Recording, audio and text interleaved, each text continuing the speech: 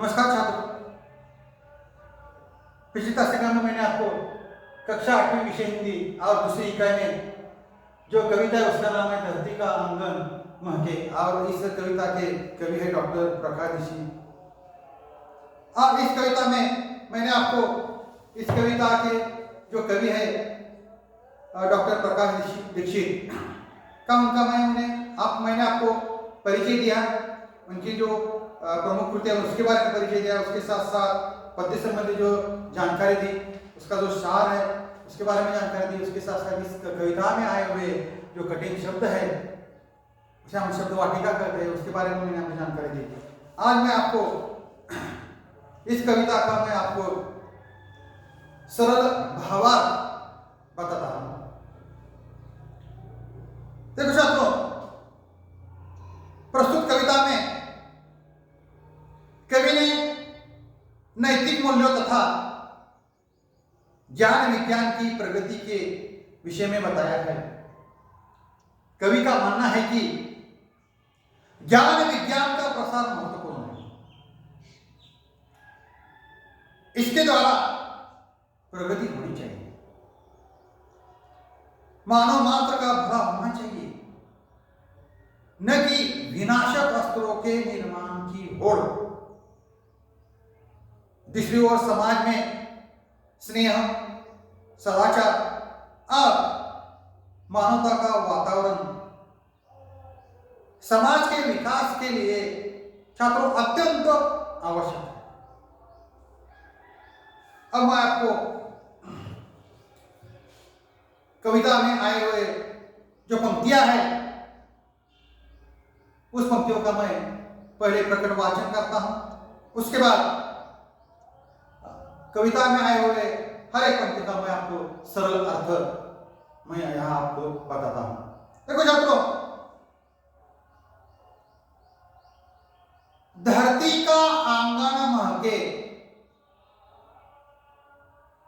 कर्म ज्ञान विज्ञान से, ऐसी सरिता करो प्रवाहित खिले खेत सब धान से। अभिलाषाएं नित मुस्काए आशाओं की छाव में, पैरों की गति बंधी हुई हो विश्वास की राह में। शिल्प कला कुमुदों की माला वक्षस्थल का हार हो, फूल फलों से हरी भरी इस धरती का श्रृंगार हो। चंद्रलोक या मंगल ग्रह पर चढ़े किसी भी यान से, किंतु न हो संबंध विनाशक अस्त्रों का इंसान से। सांस सांस जीवन पट बुनकर प्राणों का तक तन ढांकती, सदाचार की शुभ्र शलाका मन सुंदरता आंकती। प्रतिभा का पैमाना मेधा की ऊंचाई नापता, मानवता का मीटर मन की गहराई मापता। आत्मा को आवृत कर दे स्नेह प्रभा परिधान से, करे अर्चना हम सब मिलकर वसुधा के जयगान से। देखो छात्रों, मैंने आज आपको इस कविता का लय और तालबद्ध से प्रकट वाचन किया है और इस कविता में आई हुई जो पंक्तियां है उस पंक्तियों का मैं आपको सरल अर्थ बताता हूं। पहली जो पंक्ति है, धरती का आंगन डैडा से लेकर श्रृंगार हो तक का मैं आपको इस कविता का इस पंक्तियों का मैं आपको अर्थ बताता हूं। देखो छात्रों, कवि कहते हैं कि पृथ्वी, संपूर्ण जो पृथ्वी है, पृथ्वी का आंगन विज्ञान से महके, अर्थात विज्ञान से होने वाली प्रगति का लाभ पूरी धरा को मिले। नदियों की धारा इस प्रकार मोड़ दो कि हर खेत अनाज की भरपूर फसल उत्पन्न कर सके। मनुष्य जो आशा करे, जो भी उसकी अभिलाषाएं हो, वे सभी पूर्ण हो। मनुष्य सदा विश्वसनीय बना रहे, सभी प्रकार की शिल्प कलाओं को हम अपनाएं और उनका समुचित विकास हो। साथ ही यह भूमि फूलों फलों से हरी भरी और सज्ज रहे। यहां तक का मैंने आपको कविता का सरल अर्थ बताया। उसके बाद जो अभी जो पंक्तियां है वो चंद्रलोक या मंगल डैश अंत में जयगान से तक मैं आपको इस कविता का सरल अर्थ बताता हूँ, भावार्थ बताता हूँ। छात्रों, यहाँ कवि कहते हैं कि विज्ञान की निरंतर प्रगति होती रहे। मनुष्य अपने बनाए गए किसी भी अंतरिक्ष यान से चंद्र ग्रह और मंगल ग्रह पर सफलतापूर्वक पहुंचे,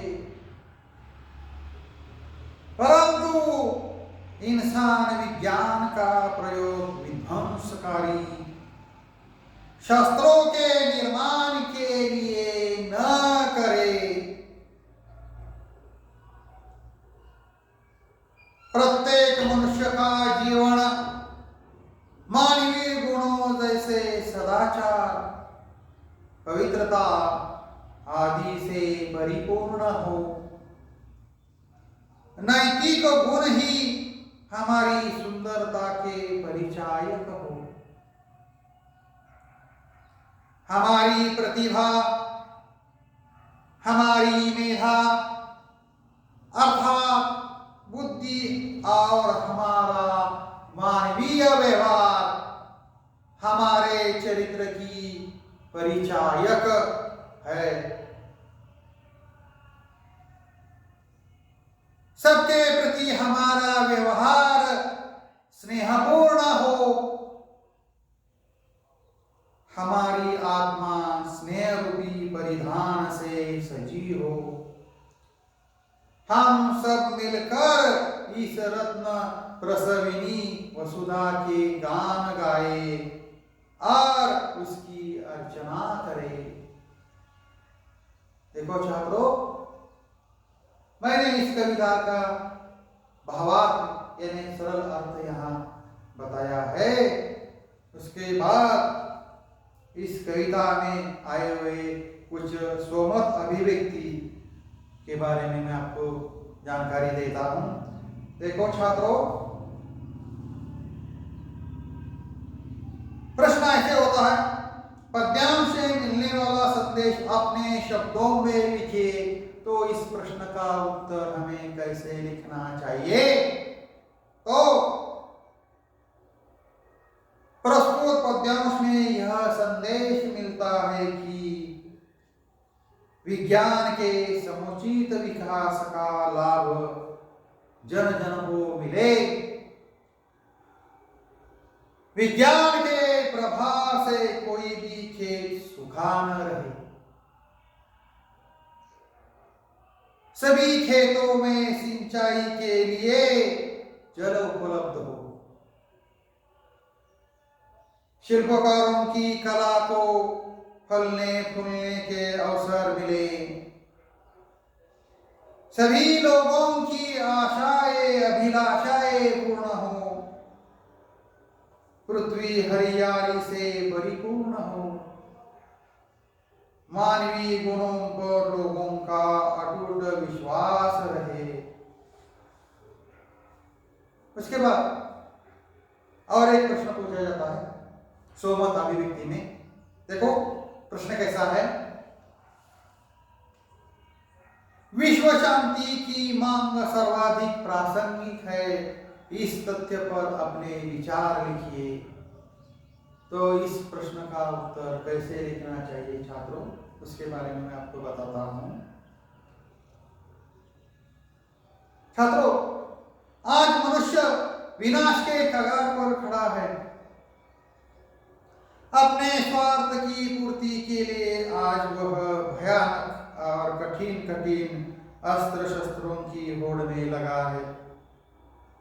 अपनी अपार शक्ति का परिचय देने के लिए अणुबम, परमाणु बम आदि बना रहा है। विश्व के अनेक शक्तिशाली राष्ट्र एक दूसरे पर और निर्भर राष्ट्रों को अपने अधीन करने के लिए निरंतर प्रयत्नशील है। इसलिए आज विश्व शांति की आवश्यकता बढ़ती जा रही है। विश्व शांति कैसे स्थापित हो, यह एक विचारणीय प्रश्न है। इसके लिए सबसे अधिक आवश्यक है भाईचारा की भावना, भाईचारा मेल मिलाप की भावना और परस्पर हित चिंतन की भावना विश्व शांति की दिशा में महान कदम और सार्थक कार्य होगा। छात्रों, परस्पर दुख सुख की भावना और कल्याण की भावना विश्व शांति के लिए ठोस कदम होगा। तो छात्रों, इस कविता में आए हुए सोबत अभिव्यक्ति के ऐसे प्रश्न पूछे जाते हैं और उसका उत्तर कैसे लिखना है, इसके बारे में मैंने आपको जानकारी दी है। और छात्रों, इस कविता के बारे में जानकारी देने के बाद मैं आपको स्वाध्याय के लिए इस कविता के लिए जो प्रश्न है उस प्रश्न का उत्तर आप काफी में लिखिए और यहाँ मैं ठहरता हूँ। धन्यवाद।